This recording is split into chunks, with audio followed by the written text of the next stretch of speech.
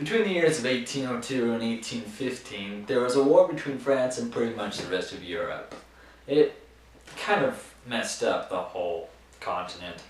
But one point that kind of defined the rest, a little bit of American history, was when France attacked some neutral ships in English harbors. E10. Oh man, you sunk my ships.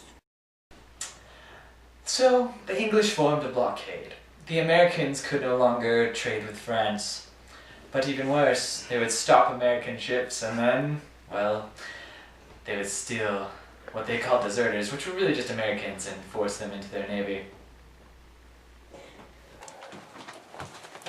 You're in the Navy now. So, it all came to a head when a British warship attacked the US Navy ship Chesapeake. And, water.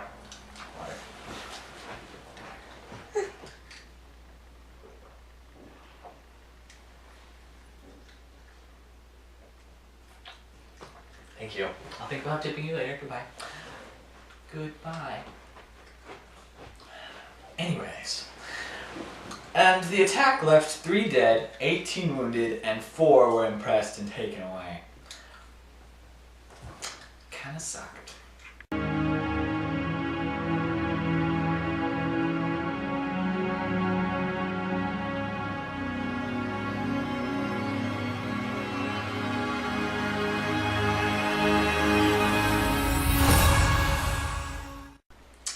So, in order to counteract all the crap that England had done to America, they put in place the embargo, which actually made it so that America could not trade with England or France until, they could figure out their crap and get everything in order.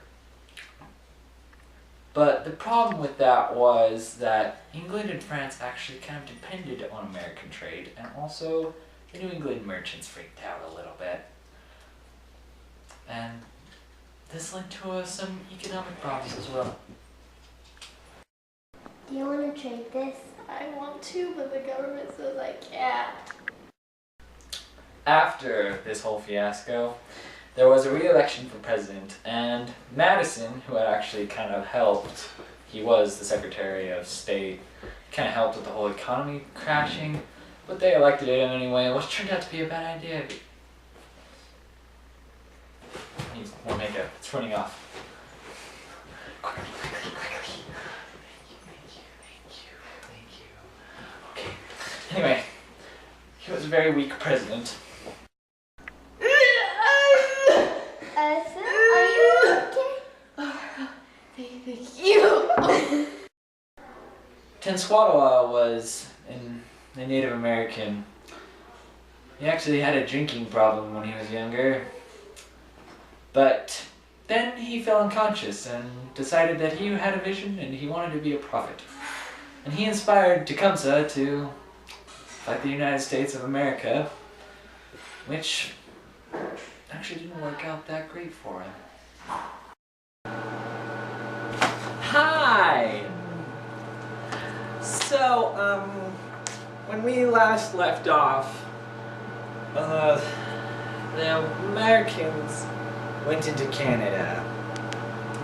They went into Canada to attack the British, because it wasn't really Canada at that point. But they went in, and they thought they could take it rather easily because it's Canada. I mean, who would want to even be there? At least at the time. And so they went in and got destroyed. So they retreated back to Detroit, but on their way back, they burned down the city of York, which we now know as Toronto. Sort of losers. So, the Americans, they had to go regroup. And they did, and they went back to Detroit, as I've said already. But then, they came back with General William Henry Harrison. Henry Harrison. It's a terrible, terrible name. But they went back and attacked the British, who actually had allied themselves with a bunch of Indians, which they seem to be doing quite a bit. And they defeated them rather spectacularly, actually. Which was a good thing, because the Americans had been trashed before. You know? They needed a victory. Ta-da! Congress actually passed several bills that would make it say that America didn't invade Canada anymore. However, the British were still kind of angry for the Battle of Thames, and therefore they sent their navy over and kind of blockaded off the entire east coast. And they also invaded Washington, D.C. They attacked and they burned several buildings, including the Capitol, which was burned, and I believe the White House too, although the textbook did not say so. America was surrounded. The East Coast was covered by the fleet of Britain. The North was covered by Canada, and the West was covered by Indians.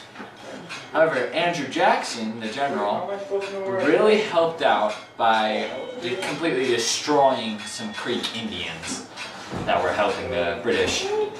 And he actually gained 23 million acres of land for the United States of America. He was something of a war hero, to say the least. So, the British finally defeated Napoleon, and because of this they were able to send more troops and a larger naval force over to America to help with the war. However, the Americans managed to stop them in the Chesapeake Bay, and really the British were so in debt from the Napoleon Wars that they didn't want to get into it anymore, so they were willing to sign on the Treaty of Ghent, which really just said the war was over, we won't fight each other again, and nothing was gained or lost on either side as far as land and property goes.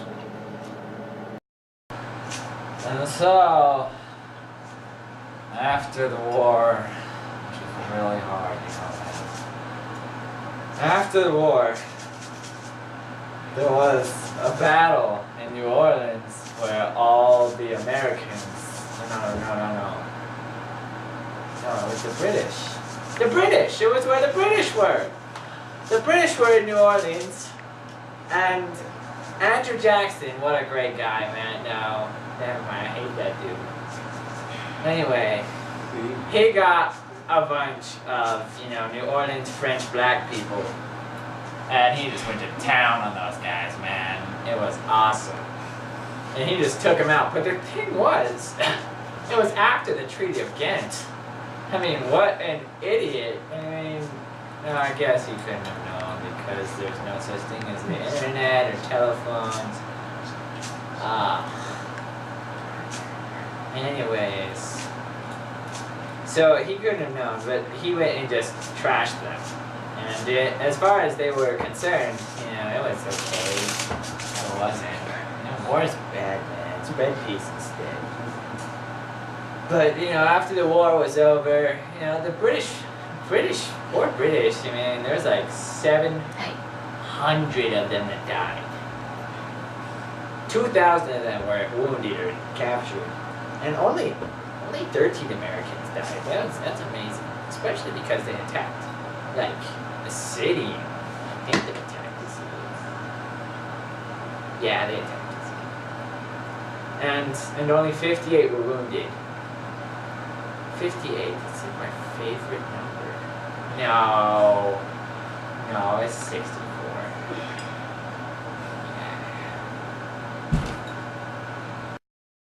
There was a group in the US government called the Republican War Hawks.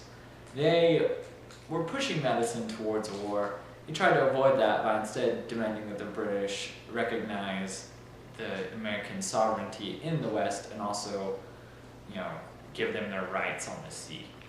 However, they completely ignored him, and then he agreed with the Warhawks and just kind of declared war on England. And that's how that... Hold on. Mom? No, I didn't forget. John Marshall was involved in another case known as Dartmouth College versus Woodward. And in this particular case, there was a college that's the state wanted to make it a public college, whereas it was private. But the reasoning behind that was they had been given a charter by King George III, and therefore, because this was America, it didn't really matter. But they still wanted, they felt it was against their rights, and they got an attorney to help them. And eventually they were granted to continue on as private school because their royal charter still counted. But this was important because John Marshall was a very big advocate of people's rights and their right to own property. Was one of those, and he was a very good fighter for these. John Quincy Adams was the son of the second president of the United States, John Adams. And John Quincy Adams was actually kind of a big deal because he helped James Monroe quite a bit. He actually even negotiated the Treaty of Ghent, which ended the War of 1812. And he also negotiated the Rush-Bagot Treaty. So he did a lot of treaties. Apparently he's a very peaceful dude. So as James Monroe's Secretary of State, John Quincy Adams convinced him to form a policy concerning their presence in the Western Hemisphere. And basically it just kind of put a claim on everything south of the 49th parallel, which is what we know as the top of the United States today, and everything east of the Rocky Mountains pretty much became part of the US, thanks to John Quincy Adams.